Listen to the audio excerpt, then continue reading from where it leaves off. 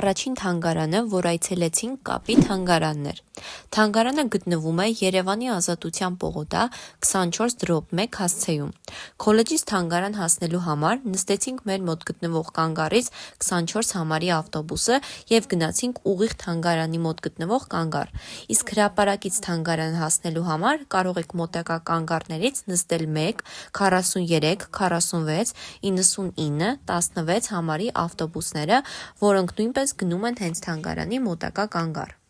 Թանգարանը հիմնադրվել է 2012 թվականին։ Այստեղ ներկայացված են Հայաստանում կապի զարգացման պատմությանը վերաբերող նյութեր։ Թանգարանի այցելուները կարող են ծանոթանալ Հայաստանում հեռահաղորդակցության էվոլյուցիային, տեսնել կապի սարքեր 19-րդ դարից սկսած մինչև ֆիքսված բջջային և ինտերնետ կապի թվային ժամանակակից միջոցներ։ Կապի թանգարան կարելի է այցելել միայն ուրբաթ օրերին, կատարելով նախնական գրանցում։ Թանգարանը անվճար է։ Գրանցման համար անհրաժեշտ է զանգահարել 010 41 04 10 հեռախոսահամարին կամ գրել նրանց էլեկտրոնային հասցեին։ Մենք հիմա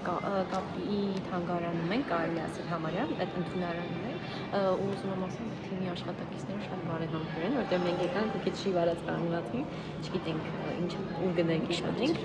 մեզ առաջարկեցին, որ մենք այստեղ սրճարան կա, ցույց տա։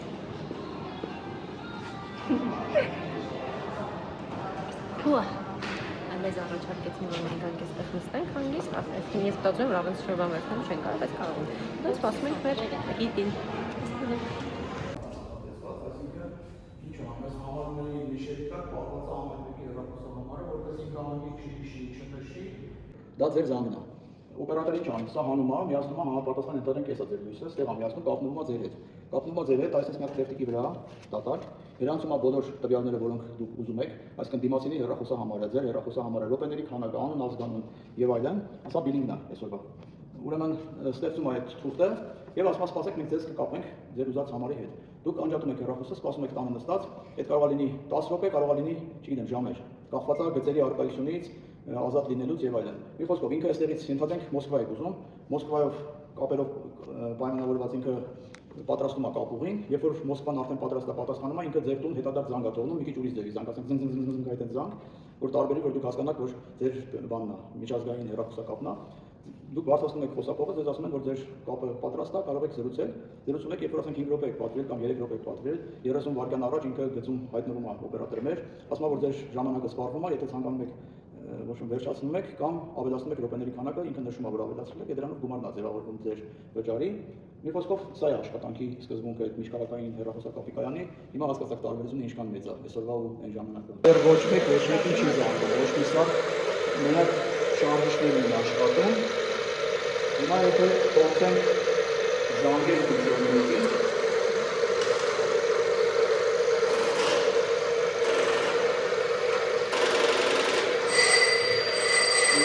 ես դրանց մեկին զանգել եմ, դրանց ապարատում եք, դրանց են զանգում, բայց այդ ապարատը նկատի պատրաստեց ստեղ չի, դիվարը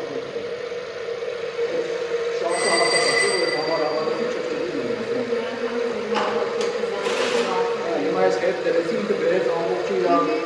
զրոյական վիճակին, ու սենց եթե պատկերացեք մի 100 հոգի իրար զանգում է, ինչ տեղի կունենա, չլազնից անընդհատ աշխատում է ինքը։ Լավա, ես աղմուկի տակ ասենք մի թանգարան այցելելուն, ուրիշներին չենք տալիս, իմացեք, ալուրջ եմ ասում։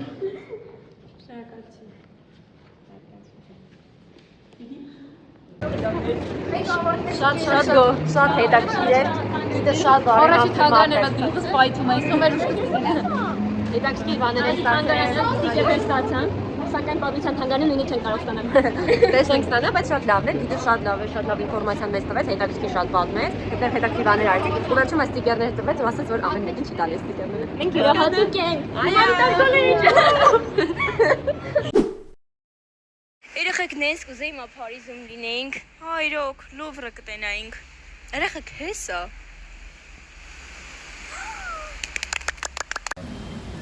Այժմ մենք մուտք կգործենք Հայաստանի պատմության թանգարան Լուվրի ցուցանմուշները տեսնելու համար Ֆրանսիայից բերված։ Հայաստանի պատմության թանգարանը Հայաստանի Հանրապետության առաջին թանգարանն է, հիմնադրված 1919 թվականին։ Գտնվում է Հանրապետության հրապարակ 4 հասցեում։ Մուտքավճարը մշտական ցուցադրության համար 2500 դրամ է, զեղչի դեպքում 1250 դրամ։ Ժամանակավոր ցուցադրության դեպքում սրբազան երկխոսություն Լովրից Հայաստանի պատմության թանգարան արժի 4000 դրամ, զեղչի դեպքում 2000 դրամ։ Ամեն ամսվա վերջին շաբաթ օրը մուտքը մշտական ցուցադրությունների համար ազատ է։ Աշխատանքային օրեր և ժամերն են՝ երեքշաբթիից շաբաթ 11-ից մինչև 6-ը և կիրակի 11-ից մինչև 5-ը։ Թանգարանը համարվում է Հայաստանի պատմության և մշակույթի գիտահետազոտական կենտրոն, ունի շուրջ 400 000 առարկայից բաղկացած ազգային հավաքածու, այդ թվում հնագիտական, դրամագիտական և ազգագրական բացառիկ նմուշներ։ Ներկայացնում է Հայաստանի պատմությունն ու մշակույթը հին քարի դարից մինչև մեր օրերը։ Այս խոյակները հավանաբար դրվել են դահլիճի խոշոր սյուների վրա։ Խոյակների հորինվածքի հիմնական տարածությունը զբաղեցնում են բուսական ոճավորված զարդաքանդակները, ոլորապտույտ արմավազարդերն ու եռաթեր տերևները։ Խոյակներում փորագրված կենաց ծառի տարբերակները, վեսթևանի աստղն ու վեսթև արդիակները հանդիպում են հայկական ճարտարապետական մի շարք կոթողներում, իսկ արմավազարդերը, որոնց երկու կողմից ջուր են խմում եղնիկները, թռչունները կամ աղավնիները, հայկական մանրանկարչության մեջ ընդունված պատկերագրություններն են։ Սուրբ Առաքելոց եկեղեցու դուռ։ Դռան վրա ներկայացված է հոգեգալստյան տեսարանը։ Քրիստոսը համբարձվելուց առաջ առաքյալներին ասաց, որ կուղարկի Սուրբ Հոգուն։ Դրանից 50 օր անց երկնքից հնչեց սաստիկ հողմի նման ձայն, լցնելով վերնատունը, ուր նստած էին առաքյալները։ Երուսաղեմ ժամանած տարբեր ազգեր լցվեցին Սուրբ Հոգով ու սկսեցին խոսել ուրիշ լեզուներով, ինչպես որ Սուրբ Հոգին նրանց խոսել էր տալիս։ Դռները ծիսակարգի մաս են հանդիսանում։ Մի շարք արարողություններ կատարվում են եկեղեցու գլխավոր դռների երկու կողմում։ Դռան երկու փեղկերը ներկայացնում են մարդածած Աստծո և աստվածացած մարդու փոխշաղկապումը, քանի որ Քրիստոսն ասում է. «Ես եմ դուռը»։ Այժմ տեսնում ենք 5 ափսե տարբեր պատկերներով, այս 5 նմուշները միջնադարյան քրիստոնյա արևելքում բարձրորակ ու բազմազան խեցանքների օրինակներ են։ Դրանց միջոցով են միանման հորինվածներն ու կատարման եղանակները շրջանառվում արևելքում ու արևմուտքում, ինչպես նաև բյուզանդացի, հայ և մամեդական կավագործ վարպետների շրջանում։ Առաջին ափսեն Սուրբ Հովհաննեսի պատկերով է, Հայաստան շողակապանք գտնվելու վայրն է, 12-ից 15-րդ դարերի ափսե է, պատրաստված է կավից, պահպանվում է Երևանի Հայաստանի պատմության թանգարանում։ Երկրորդը թազ շարավղաձև զարդերով, բյուզանդական կայսրություն, 12-ից 13-րդ դարեր, կավ, կապարային ջնարակ, սգրաֆիտո եղանակով արված հարդարանք։ Պահվում է Փարիզի Լուվրի թանգարանում, բյուզանդական և արևելքաքրիստոնեական արվեստի բաժնում։ Երրորդը թաց ռազմիկի պատկերով, բյուզանդական կայսրություն, 13-րդ դարի վերջ, 14-րդ դար, կավ, սպիտակ անգոբ, կապարային ջնարակ, փորագրազարդ։ Պահվում է Փարիզ Լուվրի թանգարան, բյուզանդական և արևելաքրիստոնեական արվեստի բաժնում։ Չորրորդը ափսե թռչնի պատկերով, Հայաստան Դվին գտնվելու վայրը, 12-ից 13-րդ դարեր, հաղճապակի, սպիտակ անգոբ, կոբալտով նկարազարդում թափանցիկ ջնարակի տակ։ Պահվում է Երևանի Հայաստանի պատմության թանգարանում։ Հինգերորդը ափսե հուշակապարակի պատկերով, Հայաստան Դվին գտնվելու վայրը, 12-ից 15-րդ դարեր, հաղճապակի։ Պահվում է Երևանի Հայաստանի պատմության թանգարանում։ Ինչպես նաև ընդհանուր ցուցադրության սրահում մենք կարող ենք տեսնել ափսեներ, որոնք արդեն իսկ բերվել են Անիից և Դվինից։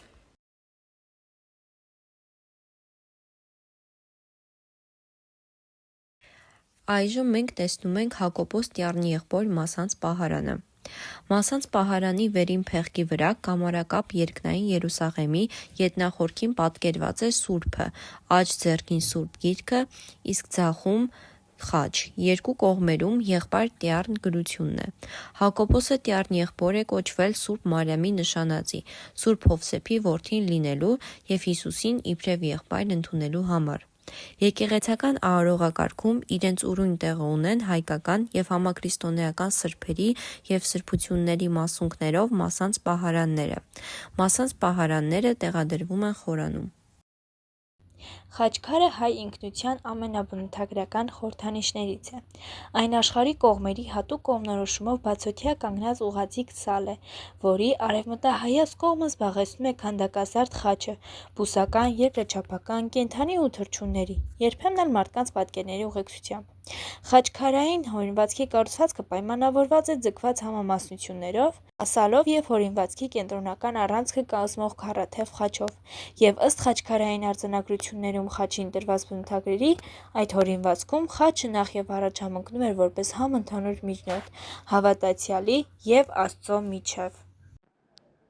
Տվյալ նկարում կարող ենք տեսնել վակաս, որը հիմնականում գերիշխել է Հայաստանում 17-րդ դարում, պատրաստված է մետաքսաթելից, ոսկեթելից և արծաթաթելից։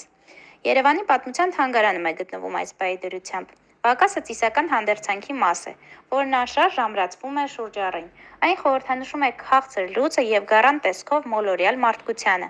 որին հոգատար Հովիվ Հիսուսը ուսերին դրած դեպի փրկություն է տանում։ Պատարագի ընթացքում հոգևորականի ուսերին դրված վակասը Հիսուսի և առաքյալների միջոցով փոխանցվող քրիստոնեական հավատքի, դրա հիմքի ու էության խորհուրդն ունի։ Վակասները պատկերում են առաքյալներին Հիսուսի երկու կողմում, ասեղնագործված են ոսկեթելով և արծաթաթելով, զարդարված թանկարժեք քարերով։ Այժմ տեսնում ենք խորանախաչը, պատմական Հայաստան, Բաղեշ, Սուրբ Հովհաննես վանք, 1770 թվական։ Խորանախաչը հայոց եկեղեցու Սուրբ Սեղանի զարդարման բաղադրիչներից է։ 8-րդ դարում Հովհաննոց կաթողիկոսը հաստատում է խաչի օծման կանոնը, որն արգելում է երկրպագել չոծված և չորնված խաչը։ Խաչի օծման ծեսը հատուկ է միայն հայ եկեղեցուն, որն ընդգծում է խաչի նկատմամբ առանձնահատուկ ակնածանքը։ Այն ընդգրկվել է Մաշտոց ծիսարանում, որը հայ եկեղեցու կարևորագույն ծիսամատյաններից է և ներառում է եկեղեցական արարողությունների կանոնները։ Je me suis fait mal en m'envolant, je n'avais pas vu le plafond de verre. Tu me trouverais ennuyeux si je t'aimais à ta manière. Si je t'aimais à ta manière. Si je t'aimais à ta manière. J'étais censé t'aimer, mais j'ai vu l'inverse. Մենք գտնվում ենք մեր վերջին նպատակակետում Հակոբ Քոջոյանի և Արա Սարգսյանի տուն թանգարանում և հիմա մուտք կգործենք տուն թանգարան։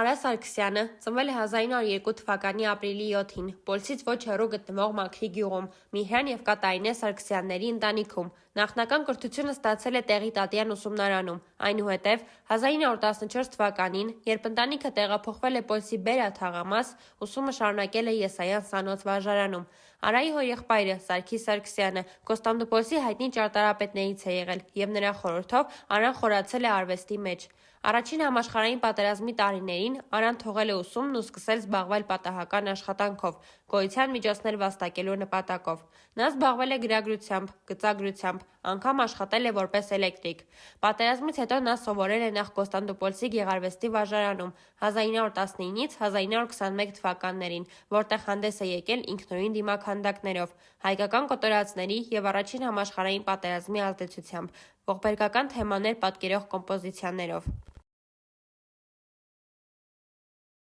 Հակոբ Քոջյանը հայտնի հայ նկարիչ էր, գրաֆիկ մանրանկարիչ և քանդակագործ։ Նա ծնվել է 1883 թվականին Ախալցխա քաղաքում։ Նախնական կրթությունը ստացել է ծննդավայրում, այնուհետև սովորել Թիֆլիսում Հովնացյանների գեղարվեստական դպրոցում։ 1907-ից 1914 թվականներին ուսանել է Մյունխենի գեղարվեստի ակադեմիայում, որտեղ խորացրել է իր գիտելիքները եվրոպական արվեստի ոլորտում։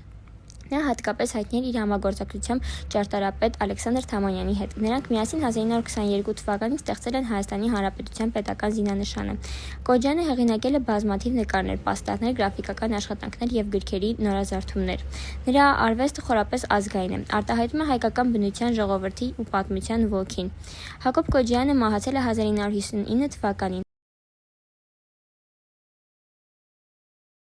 Հակոբ Կոջյանի եւ Արա Սարգսյանի թանգարանը գտնվում է Երևանում Պուշկին 70 հասցեում։ Հեռախոսահամարն է 010 56 11 60։ Թանգարանը գործում է երեքշաբթիից կիրակի 11-ից 5-ից։ Էքսկուրսիաների համար պետք է նախապես գրանցվել։ Տոմսի արժեքը մինչև 12 տարեկան երեխաների համար անվճար է, 12-ից բարձր երեխաների համար 500 դրամ։ Էքսկուրսիայի արժեքը հայերեն եւ ռուսերեն լեզվով արժե 3000 դրամ։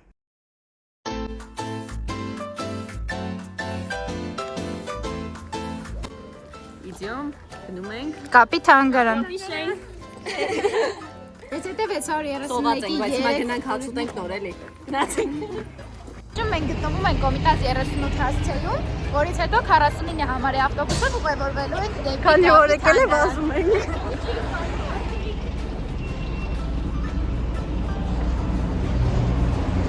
Ձեր տպավորությունները մեկ բառով։ Շատ բարեհամբույր են մեր հանդեպ, մենք գովում ենք թիմին, իհարկե ես Համբույր եք ասում։ բարեհամբույր։ Համբույր եք ասում, համբույր։ Բարեհամբույր։ Դրեք իրար։ Դա սպասեք հելնենք։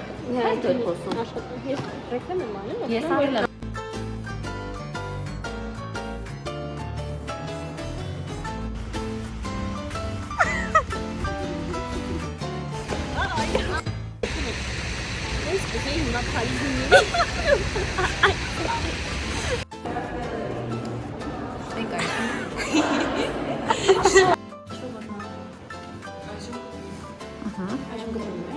Ասա որ ստեղենք։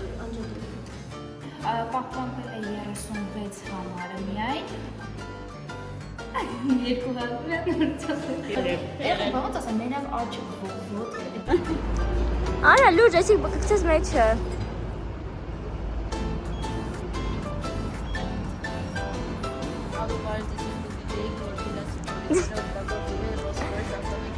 Բաղադրության մեջ։ Այժմ մենք